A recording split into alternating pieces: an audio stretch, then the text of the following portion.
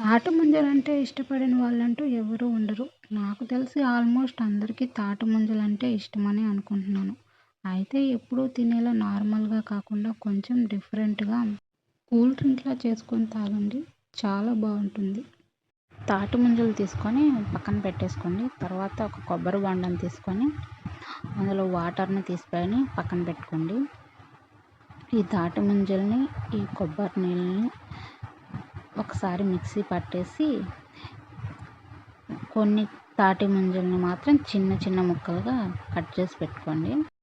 Mixie పట్టుకున్న దాన్ని ఒక గ్లాసులో పోసుకొని తర్వాత చిన్నగా కట్ చేసుకున్న తాటి ముంజల ముక్కల్ని అందులో వేసేసుకోండి. తర్వాత కొంచెం చక్కెర వేసుకోండి.